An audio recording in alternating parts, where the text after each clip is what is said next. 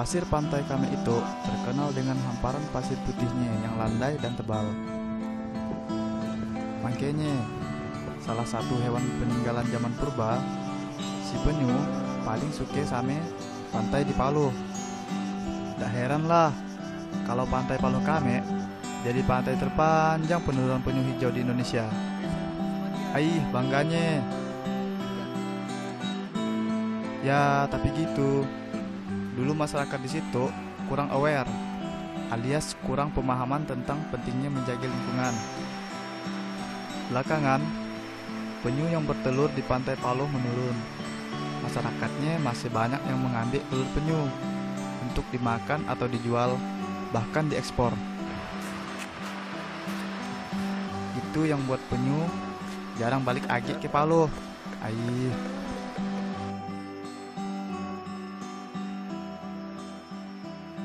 Oh iya, namaku Tri Supratman, warga Paluh yang pengen ngembangin potensi lokal yang ada di situ. Orang bilang sih BPP atau blogger pemuda perbatasan. Itu loh, semacam jurnalis warga, nulis apapun semau kita dengan gaya kita.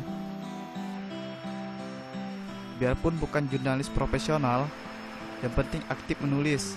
Pastilah bisa. Hehehe. Kali itu aku nak melihat persiapan yang dilakukan masyarakat Paluh yang menyambut musim penyu bertelur.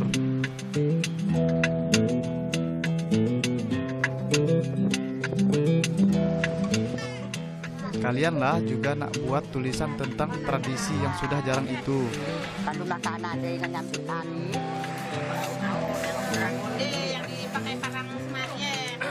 Nah, itu bikin ketupat bukan buat lebaran loh, tapi buat amunisi perang.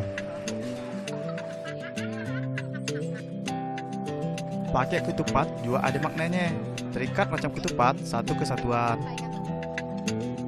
Karena perang telur penyu bukan untuk unjuk gigi, tapi mempererat persatuan. Putar lagi. Belum mana kira? Ano? Lucu. Ini ya. Ya.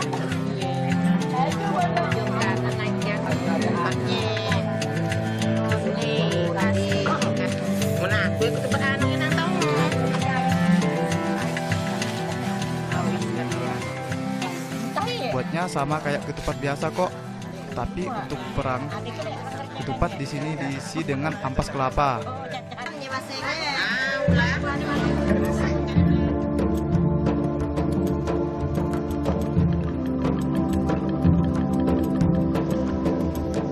Tradisi perang telur penyu di Paluh itu memang sudah lama ada, sebelum aku lahir. Pertentangan banget sih, tapi gimana lagi, namanya juga tradisi adat. Dolo, telur penyu di Paluh itu banyak nyen, sampai dijadikan alat membayar pajak pada zaman kerajaan Dolo. Makanya masyarakat pesisir pantai Paluh berusaha mengadakan kembali tradisi itu untuk menyambut musim penyu bertelur yang biasanya pada bulan ke-3 sampai bulan ke-10. Tujuannya supaya itu penyu datang ke Paluh semakin banyak.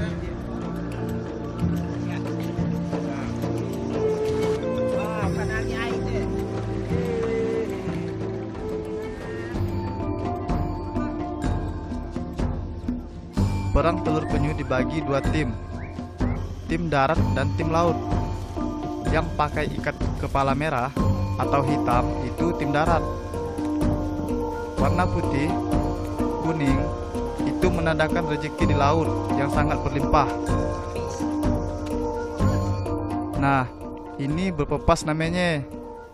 Disiram pakai air tolak bala. Ritual yang selalu ada dalam acara adat Paluh.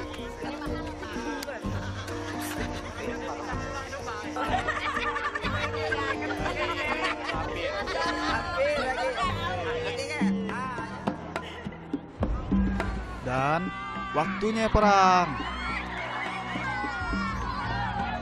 Harus pandai menghindar. Kalau enggak, lumayan sakitlah kalau kena.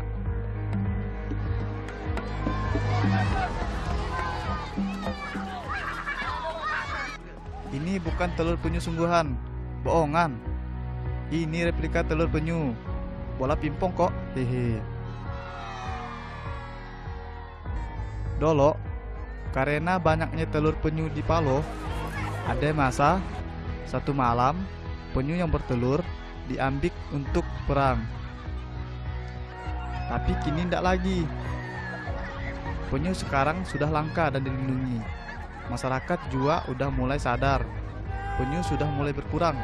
Makanya kini tradisi perang telur penyu ingin dihidupkan kembali, tapi diganti dengan bola pimpong. Aku kagum bisa lihat tradisi ini. Sebuah tradisi yang mulai menyesuaikan dengan keadaan zaman tanpa mengurangi makna dari tradisi itu. Dengan begitu, kekayaan alam dan rezeki dari laut bisa dirasakan oleh masyarakat. Kalau keduanya bijak, insya Allah rezeki akan terus berlimpah, baik di darat dan di laut.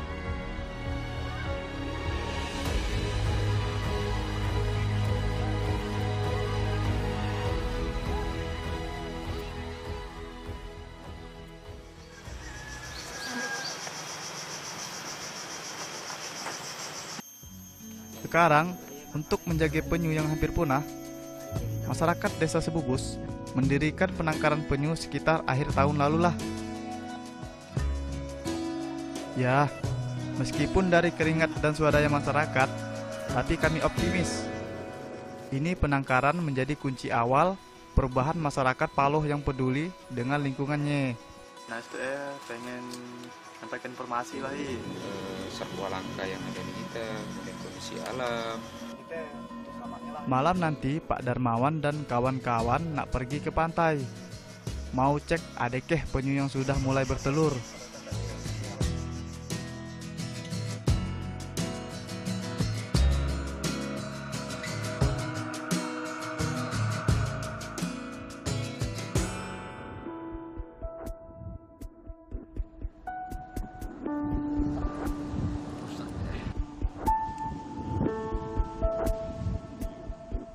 Pas banget. Malam ini ada penyu yang naik ke pantai untuk bertelur. Rata-rata penyu bertelur antara 90 sampai 120 butir. Banyak nyan. Tapi dari semuanya cuma sekitar 75% aja yang bertahan hidup. Itu harus dikawal. Jangan ada masyarakat yang ngambil telur. Apalagi kalau membunuh penyu. Aih, kasihan. Apalagi penyu punya masa bertelur yang beragam, dari 2 tahun hingga 8 tahun sekali. Makanya ini harus dijaga. Iya, dijaga. Untuk membesar gitu makanannya apa, Bang?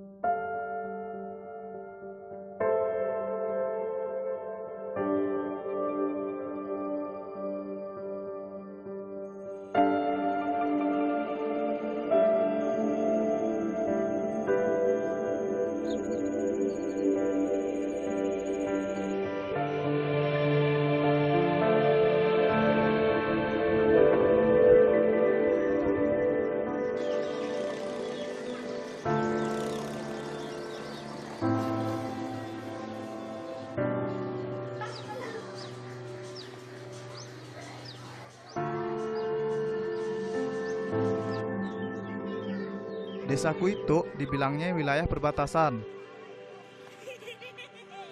Daratnya berbatasan dengan Malaysia, dan lautnya berbatasan langsung dengan Laut Natuna, juga Laut Cina Selatan. Itulah yang buat tanah kami subur dan banyak hewannya. Penyu itu cuma bagian kecil. Bekantan juga ada di tanah kami. Kalilaik kami sebutnya.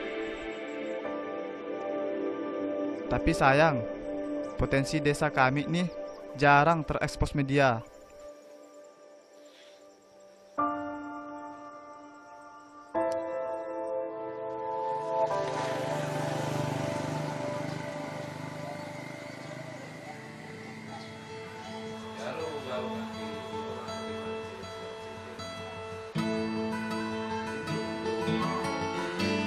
Gimana bang? Kalau Bikin tulisan begini. Sejak pertengahan tahun 2012, Pak Darmawan mengembangkan blogger pemuda perbatasan. Kalau bahasa kerennya disebut Youth Blogger Border. BPP itu komunitas pemuda perbatasan yang suka menulis, memposting karyanya di blog, dan mempromosikan potensi yang ada di Palu. Dia sampai sekarang dia sensitif dengan manusia. Nah, Pak Darmawan itu pembina blogger di Palu. Dulunya dia pernah ikut pelatihan BBM, Blogger Border Movement, yang dibina jurnalis profesional. Makanya sekarang dia menurunkan ilmunya kepada kita-kita. Iya, bagaimana kalau kita langsung ke tempat bekantan sih pak? Ayo. Pas waktunya tuh ya.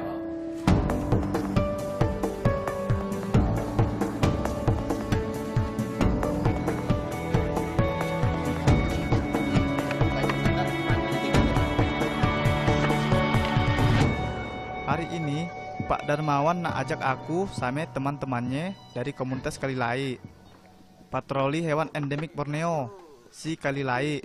Bukan tanah aku maksud.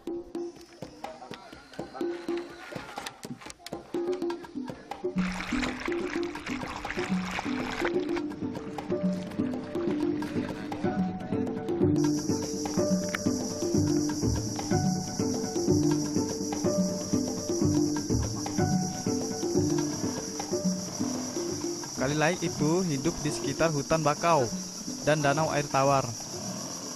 Kalau untuk cari kalilaik di Palu, paling pas pagi atau sore hari lah. Biasanya mereka bermain di pucuk pohon. Kalau siang, dia cari makan di dalam hutan. Susah untuk dijumpa. Kata Pak Darmawan, si hewan berhidung panjang itu bisa dijumpa di pinggir sungai. Tapi sekarang sulit.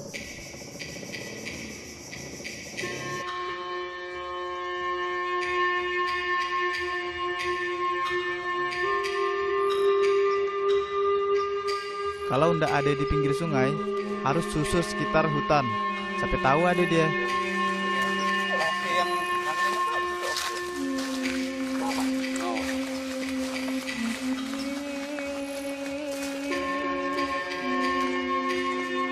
Kalau beruntung, kita jumpa kalilaik. Tapi kalau ndak, ya sudahlah. Namanya juga hewan liar.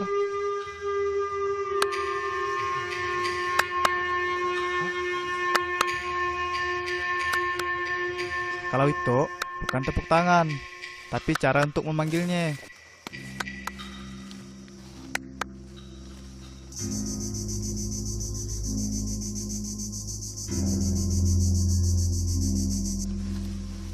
Kata Pak Darmawan, dia mungkin trauma.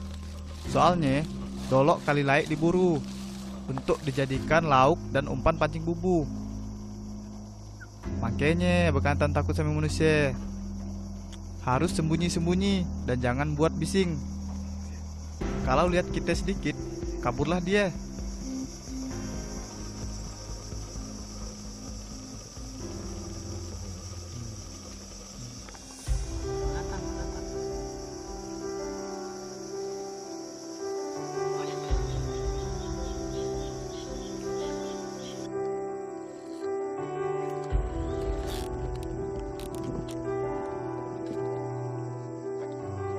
Biasanya mereka tinggal berkelompok, bisa 10 sampai 20 ekor per kelompok. Tapi dari pengamatan hari itu cuma sedikit yang terlihat. Apa jangan-jangan kalilaiknya memang tinggal sedikit di Palu? Mirisnya.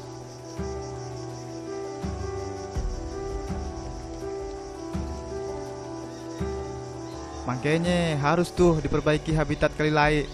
Kalau indak, ya habislah.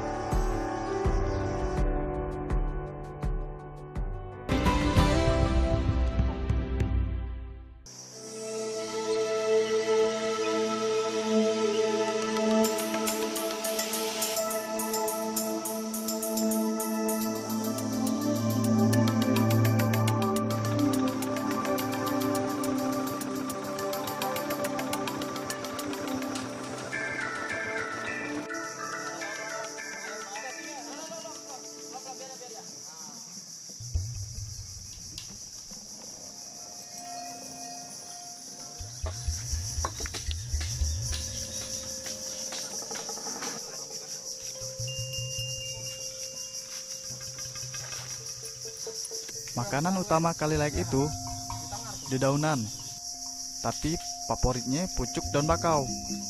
Itu fokus utama yang dikembangkan komunitas kalilaik Paloh. Konservasi bakau untuk habitat dan sumber makanan kalilaik. Sejak tahun 2012, kalilaik Paloh sudah mulai menanam bibit bakau. Itu swadaya masyarakat loh, nggak dibayar. Bibitnya mereka cari dan olah sendiri. Gampang sih caranya. Batang bakau yang sudah jatuh atau matang ditancap ke dalam mediumnya.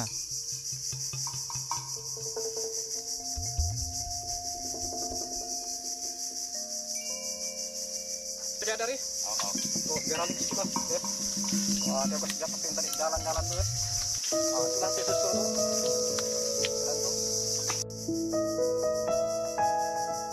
Kata mereka, tujuannya satu, biar habitat dan makanan kalilaik terjaga. Supaya indak tinggal foto dan cerita bahwa dulu ada kalilaik di Paloh. Biar bisa dilihat anak dan cucunya nantilah.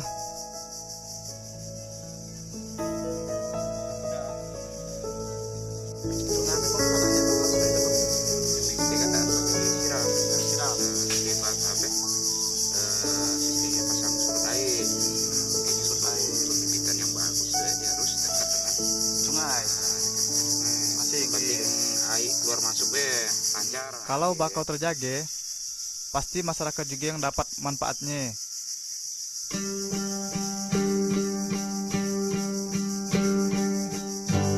Desa bisa terhindar abrasi, itu akar bakaunya bisa menahan tanah dari besarnya ombak dan air pasang. Bakau selain berguna buat lingkungan, dia menyimpan potensi ekonomi juga loh. Banyak hewan tinggal di sekitar bakau. Selain kepiting, tengkuyung itulah salah satunya. Bentuknya macam siput air dan bisa dimakan.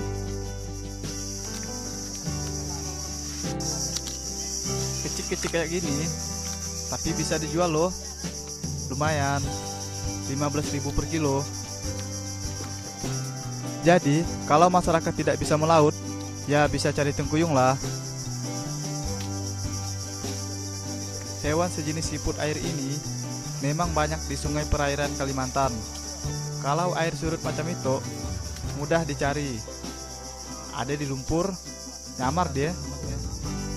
Tapi kalau pasang, dia menempel di batang bakau. Banyak juga ternyata. Lumayan lah untuk lauk makan habis aktivitas di bakau.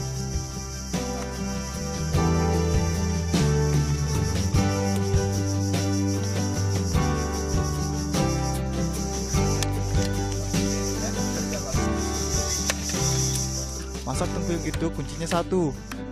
Ujung tengkuyung dipotong sebelum direbus, biar matang merata dan gampang makannya.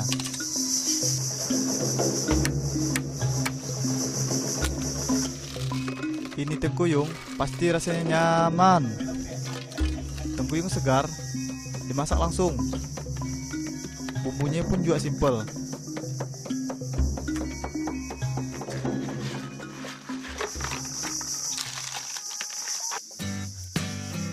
Kalau masak, biarlah urusan Lara. Aku istirahat dan nyicil tulisan yang nak aku buat. banyak ilmu yang kudapat hari ini. Sayang kalau tidak ditulis dan diinformasikan masyarakat luas.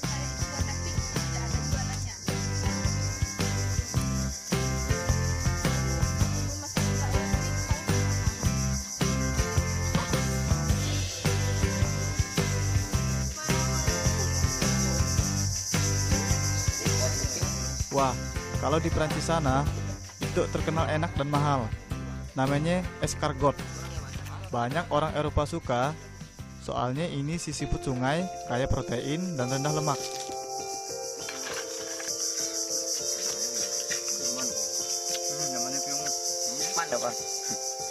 Kami memang sering makan bersama kayak gini.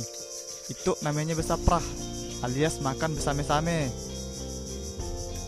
Masyarakat Paloh itu memang terkenal dengan kebersamaannya.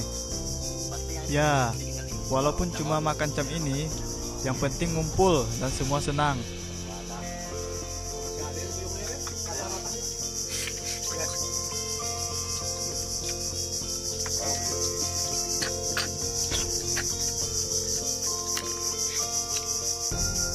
Minggu sekali kita gitu terus tadi. Mantapnya bang. Dari RI. Ya bang tuh lagi. Keluar.